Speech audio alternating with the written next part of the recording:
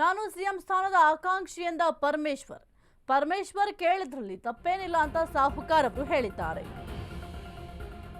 ನಾನು ಸಿಎಂ ಸ್ಥಾನದ ಆಕಾಂಕ್ಷಿ ಅಂತ ಪರಮೇಶ್ವರ್ ಅವರು ಹೇಳಿದ್ದಾರೆ.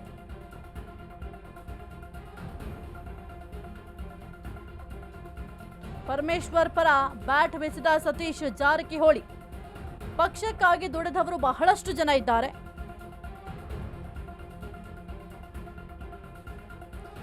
ಬೆಳಗಾವಿಯಲ್ಲಿ ಸಚಿವ ಸತೀಶ್ ಜಾರಕಿಹೊಳಿ ಈ ಒಂದು ಹೇಳಿಕೆಯನ್ನ ಕೊಟ್ಟಿದ್ದಾರೆ. ತೇನ್ ಸಿಂಗ್ ಜೊತೆಗೆ 14 ಜನ. ಆದ್ರೆ ಎಲ್ಲಾ ಪತ್ರಿಕೆಗಳಲ್ಲೂ ಕೂಡ ತೇನ್ ಸಿಂಗ್ ಹೆಸರು ಬಂತು. ಇದು ಹಾಗೆ ಆಗಿದೆ ಅಂತ ಡಿಕೆ ಶಿವಕುಮಾರ್ಗೆ ತಿರುಗೇಟನ್ನ ಕೊಟ್ಟಿದ್ದಾರೆ. ತೇನ್ ಸಿಂಗ್ ಕತೆ ಹೇಳುವ ಮೂಲಕ ಟಾಂಗ್ ಕೊಡುವ ಕೆಲಸವನ್ನ ಮಾಡಿದ್ದಾರೆ.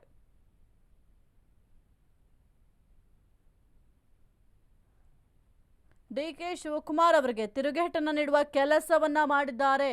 ಸತೀಶ್ ಜಾರಕಿಹೊಳಿ ಅವರು ತೇನ್ ಸಿಂಗ್ ಕತೆ ಹೇಳುವ ಮೂಲಕ ಟಾಂಗ್ ಕೊಡುವ ಕೆಲಸವನ್ನ ಮಾಡಿದ್ದಾರೆ. ನಾನು ಸಿಎಂ ಸ್ಥಾನದ ಆಕಾಂಕ್ಷಿ ಅಂತ ಪರಮೇಶ್ವರ್ ಅವರು ಹೇಳಿದ್ದಾರೆ. ಅದರಲ್ಲಿ ತಪ್ಪೇನಿದೆ? ಅವರು ಕೂಡ ಆಕಾಂಕ್ಷಿ ಅಂತ ಹೇಳಿದ್ರಲ್ಲಿ ತಪ್ಪೇನಿಲ್ಲವಲ್ಲ ಅಂತ ಸಾಹುಕಾರ್ ಅವರು ಪರಮೇಶ್ವರ್ ಅವರ ಪರ ಬ್ಯಾಟಿಂಗ್ ಅನ್ನ ಮಾಡಿದ್ದಾರೆ. ಪರಮೇಶ್ವರ್ ಹೇಳೋದ್ರಲ್ಲಿ ತಪ್ಪೇನಿಲ್ಲ, ಪ್ರತಿಯೊಬ್ಬರಿಗೂ ಕೂಡ ಆಸೆ ಅನ್ನೋದಿರುತ್ತೆ. ಅವರು ಕೂಡ ಆಕಾಂಕ್ಷಿ ಆಗಿದ್ದಾರೆ. ಪಕ್ಷಕ್ಕಾಗಿ ದುಡಿದವರು ಬಹಳಷ್ಟು ಜನ ಇದ್ದಾರೆ. ಅದರಲ್ಲಿ ಇವರು ಕೂಡ ಒಬ್ರು.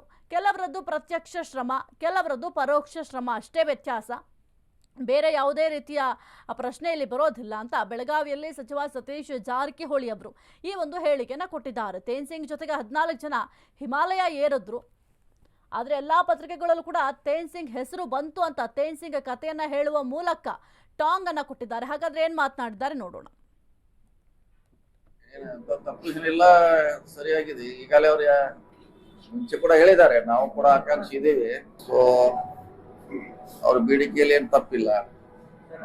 ಯಾಕಂದ್ರೆ ಈಗ ಈ ಪಕ್ಷಕ್ಕೆ ಮೇನ್ ವೋಟರ್ಸೇ SC ST ಮೈನಾರಿಟಿ. ಅವ್ರಿಗೆ ಪ್ರಾತಿನಿಧ್ಯ ಬೇಕಂತ ಬಹಳ ದಿನಗಳಿಂದ ಆಸೆ ಇದೆ. ಕರೆಕ್ಟ್. ಈ ಪಕ್ಷ ಬರ್ಲಿಕ್ಕೆ ಬಹಳಷ್ಟು ಜನ ಪರೋಕ್ಷವಾಗಿ ಇದ್ದಾರೆ.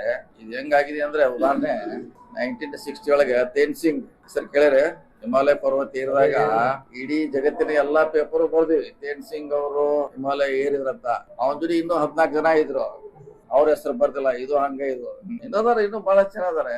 ತೇನ್ ಸಿಂಗ್ ಹೆಸರು ಮಾತ್ರ ಬತ್ತು ಹಿಮಾಲಯ ಪರ್ವತ ಏರತ್ತ. ಅವನ ಜೊತೆ ಇದ್ದ ಟೆಂಟ್ ಹೊರವ, ಚಾ ಮಾಡವ, ಅಡಿಗೆ ಮಾಡೋರು ಎಲ್ಲಾರು ಇದ್ರು. ಈ ಪಕ್ಷ ಬರ್ಲಿಕ್ಕೆ 14 ಇರಬಹುದು ಅಥವಾ ಎಲ್ಲಾ ಶಾಸಕರು ಅವ್ರದೇ ಅಂತ ಕೊಡುಗೆ ಇದೆ. ಬರ್ಲಿಕ್ಕೆ ಅವ್ರದೇ ಸ್ವಂತ ಎಫರ್ಟ್ಸ್ ನಿಂದ ಬಂದಿದ್ದಾರೆ. ಅವರು ಪಕ್ಷದ ಸಪೋರ್ಟ್ ನಿಂದ ಎಲ್ಲರೂ ಸ್ವಾಭಾವಿಕವಾಗಿ ಕ್ಲೇಮ್ ಮಾಡೋರೆ. ನಾವು ಕೆಲವೇ ಜನರಿಂದ ಅಧಿಕಾರ ಬಂದಿರೋದು ನಾನು ಕೂಡ ಒಪ್ಪೋದಿಲ್ಲ. ಸರ್ವ ಕಾರ್ಯಕರ್ತರು ಸುಮಾರು 1,25,00,000 ಜನ ಓಟ್ ಹಾಕಿದ್ದಾರೆ ನಮಗೆ. ಅವರಿಂದ ಶಾಸಕರು, ಅವರಿಂದ ನಾವೆಲ್ಲ ಮಂತ್ರಿಗಳು. ಹೀಗಾಗಿ ನಮ್ಮ ಇತಿಮಿತಿಯಲ್ಲಿ ಕೂಡ ಇರಬೇಕಾಗುತ್ತೆ. ಎಲ್ಲ ನನ್ನಿಂದ